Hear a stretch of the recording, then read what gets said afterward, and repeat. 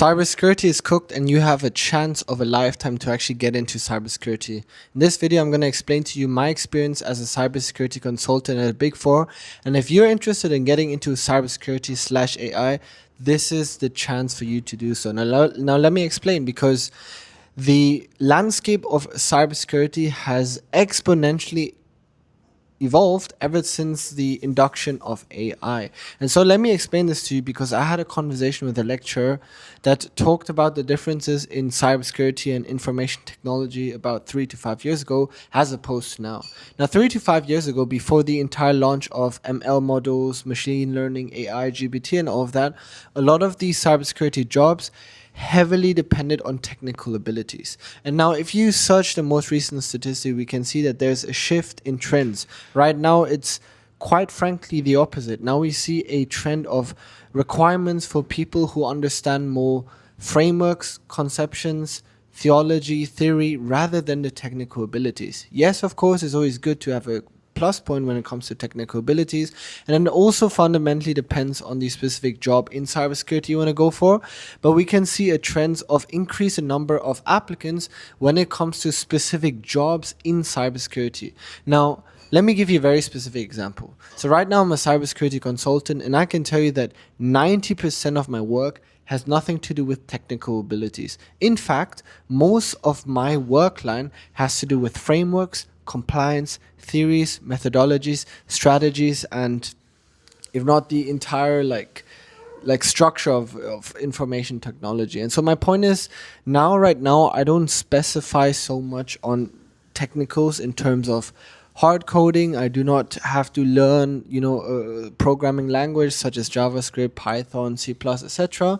And neither do I have to learn how to do pen testing, vulnerability assessments, and those kind of stuff. But of course, it depends which role you're going for. If you're heavily into ethical hacking and red teaming, then of course you do need to have that type of technical ability. But if you're into if you're an entry person, if you're watching this video right now and you're wondering, okay, you are perhaps not the most technical person and you don't have a lot of understanding in cybersecurity and information technology, then I'll definitely recommend you to look at GRC, compliance, consulting, and even IT auditing, because we can see the trend in the industry, and I can see it firsthand, because from my department alone as a cybersecurity consultant, we're growing, we're getting bigger. We can see trends among companies with the request of more IT auditors. We can see that more compliances in cybersecurity is required. We can see that more hiring and job positions in terms of compliance and GRC people. And so I know I'm quite heavily biased maybe towards that specific job scope, but I'm also pointing out that the specific industry is definitely pointing into that direction. If you don't believe me, go search it out. But my point is that the truth is there, and it's something that you can't avoid, and that's mainly because AI and the evolution of technology has put yourself in such a position where you literally have no choice. And that's because with the evolving landscape of AI and all these new features and technologies that's coming about, a lot of companies struggle with actually integrating it, not only utilizing it and applying it, but actually integrating it with their current systems, whether it's the legacy systems, whether it's their current workflows. The question is, how do I integrate AI into the current system so that it doesn't necessarily pose a risk, right?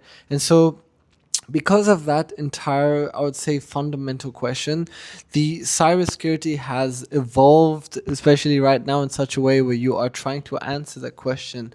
And of course, the standards, that are set out there for you to, prevent yourself from going into such trouble are the international standards and frameworks guided by ISO, NIST. Of course, we have HIPAA, we have GDPR, we have all these different types of frameworks that are supposed to prepare us for moments like these when such adversaries happen. So if you're interested into cybersecurity and IT and you would like to know, or you have no clue what to get into, then I would definitely recommend you to at least look at the industry in terms of the trends and some of the future speculation, and understand the type of jobs that will exist in the future. If you like this video, subscribe, be absolutely happy for me.